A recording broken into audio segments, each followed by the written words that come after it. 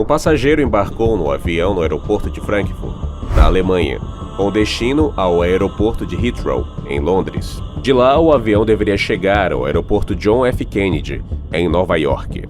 No entanto, apenas 38 minutos após a decolagem, a uma altitude de 9,5 km, o avião explode repentinamente. Em um instante, todos os 243 passageiros e 16 membros da tripulação a bordo do avião morreram.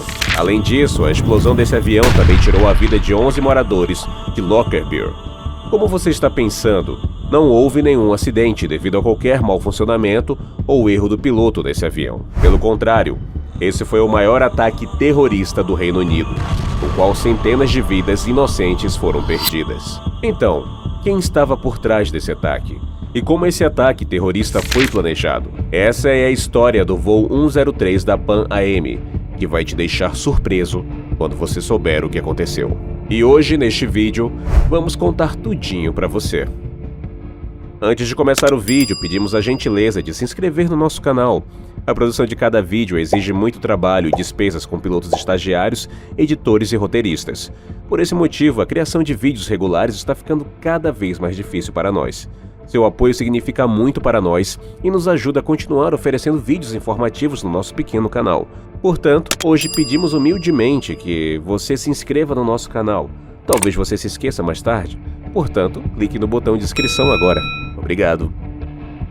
Então, vamos começar o vídeo agora.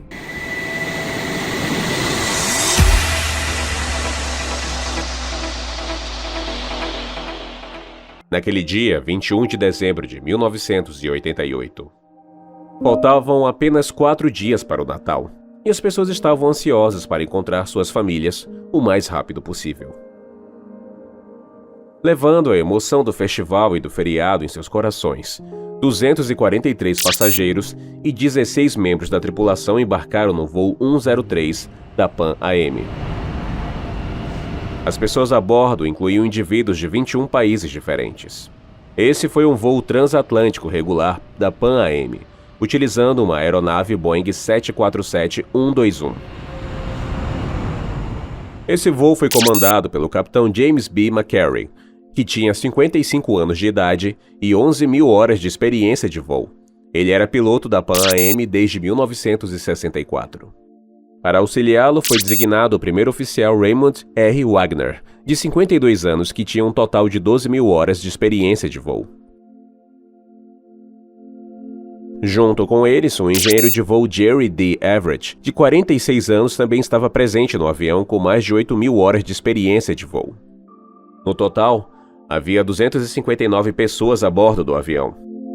Depois disso, o combustível foi carregado no avião e o processo de levá-lo de volta à pista de decolagem começou. Em apenas alguns minutos, o avião chega à pista de decolagem. Os pilotos o alinham na pista.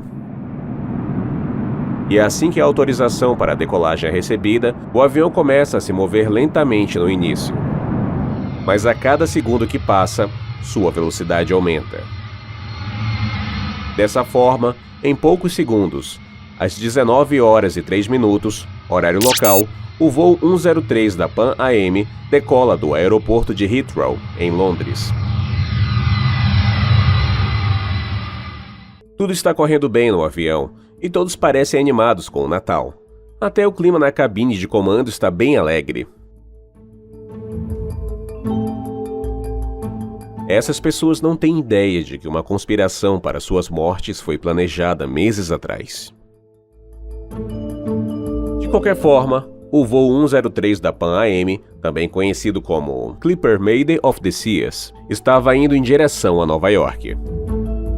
Mas então os pilotos decidiram virar o avião para o norte, em direção à Escócia. Na realidade, os pilotos queriam aproveitar a trilha transatlântica no norte porque os ventos no Atlântico costumam ser fortes, geralmente fluindo de oeste para leste. Portanto, ao se dirigirem para o norte, os pilotos poderiam pegar esses ventos e, com a ajuda deles, o avião poderia voar com mais eficiência.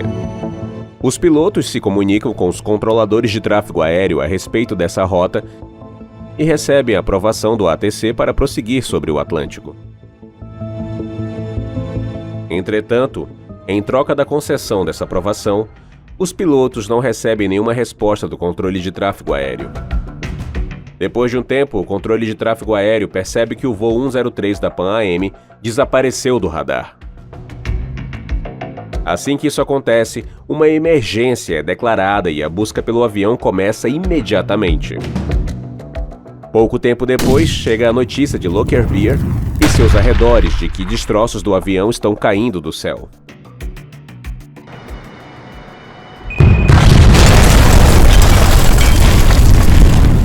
Algum tempo depois foi descoberto que houve uma grande explosão nesse avião.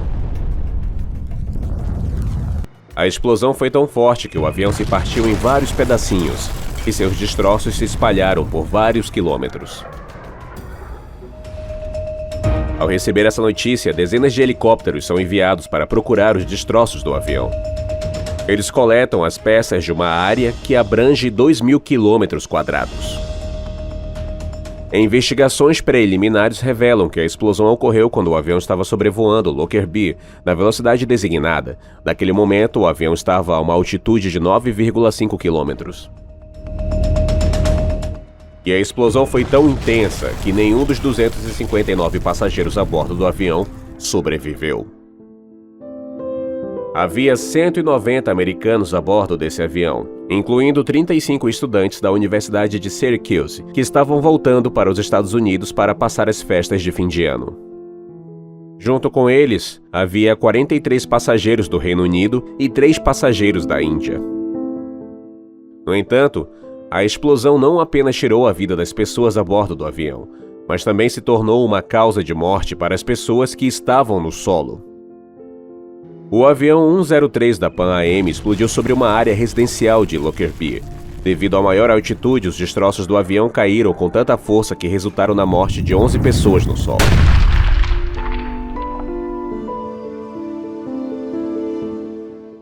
Esse incidente abalou o mundo inteiro.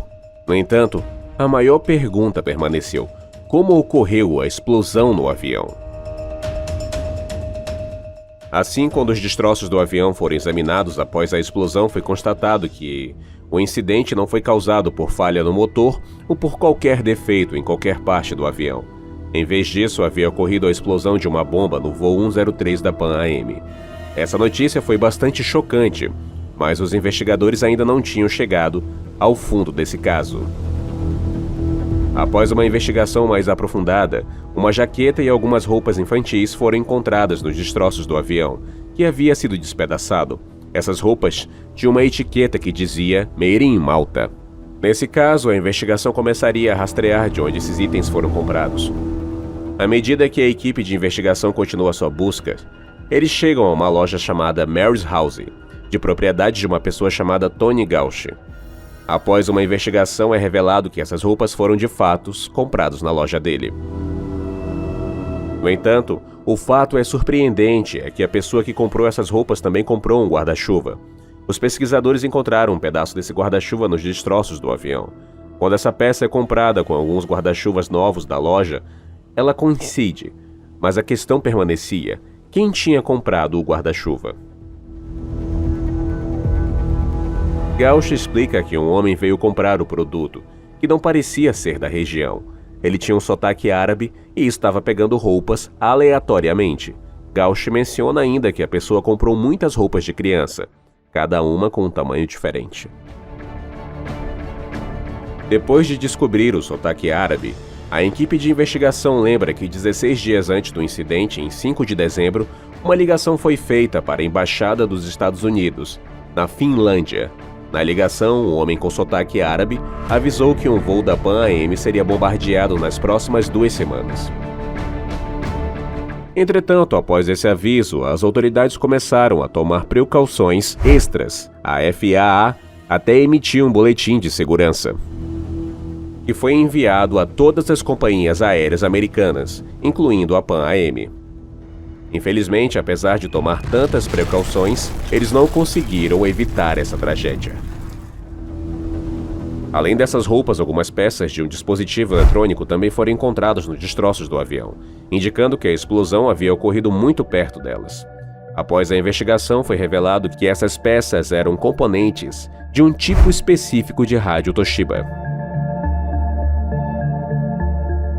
Com essa pista, as autoridades ficaram ainda mais convencidas de que houve de fato uma explosão de bomba no voo 103. 2 meses antes desse incidente, a polícia da Alemanha Ocidental havia apreendido um dispositivo explosivo que estava escondido dentro de um rádio Toshiba. Agora, embora inicialmente não vejam nenhuma conexão entre esses dois incidentes, eles acham que é necessário buscar a ajuda dos funcionários da Toshiba para entender tudo. Com isso em mente, eles entram em contato com a Toshiba, onde a empresa confirma que o rádio encontrado no avião é de fato o modelo RT-SF-16 da sua série de rádios.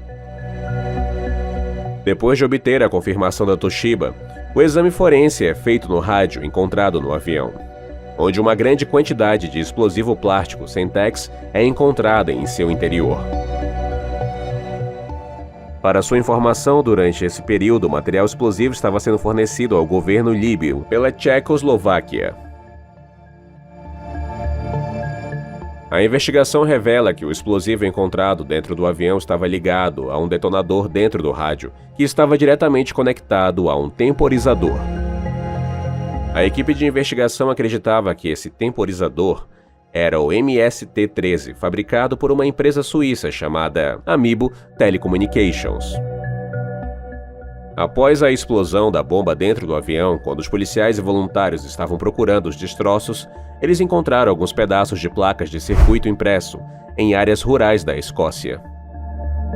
Posteriormente, quando as fotos dessas peças foram enviadas para serem comparadas com o banco de dados do FBI, descobriu-se que elas faziam parte de um temporizador MST-13, que foi usado para explodir o avião. Durante esse período, também foi descoberto que a Amiibo Telecommunications havia fornecido 20 temporizadores MST-13 desse tipo para a Líbia. Mas o fato surpreendente é que, 10 meses antes do incidente do voo 103 da Pan-AM, o FBI havia prendido um oficial de inteligência líbio que possuía o mesmo temporizador. O oficial foi preso no aeroporto de Dakar, no Senegal, porque, além do temporizador, ele também foi encontrado com 4 kg de Semtex e TNT, trinitrotolueno. Com base na investigação e na pesquisa realizada até o momento, foi descoberto que o homem-bomba usou uma mala marrom escura para transportar roupas, rádio e todos os outros pertences. Além de ativar o temporizador, o rádio com a bomba foi colocado bem no meio da mala. Para entender melhor esse caso, a polícia escocesa colocou uma bomba falsa em um rádio Toshiba.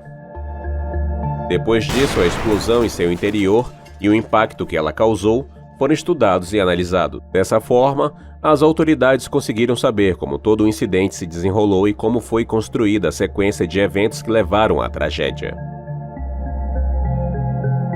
De acordo com as estimativas, no dia da explosão, 21 de dezembro de 1988, um indivíduo viajou para Malta com uma bomba em uma mala. De lá, a mala é colocada de alguma forma em um avião com destino ao aeroporto de Frankfurt, na Alemanha. Depois de chegar ao aeroporto de Frankfurt, essa mala foi embarcada em outro voo, o voo 103A, que deveria aterrissar no aeroporto de Heathrow, em Londres. Em seguida, em Londres, os passageiros e as bagagens foram transferidos para o voo 103 da Pan-AM, que deveria ir para o aeroporto John F. Kennedy, em Nova York.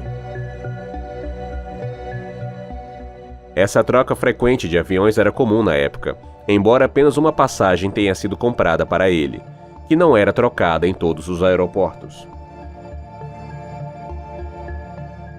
Assim, em Londres, a mala com a bomba não foi verificada porque eles pensaram que ela tinha vindo de um aeroporto grande e seguro como o de Frankfurt, onde teria sido inspecionada minuciosamente.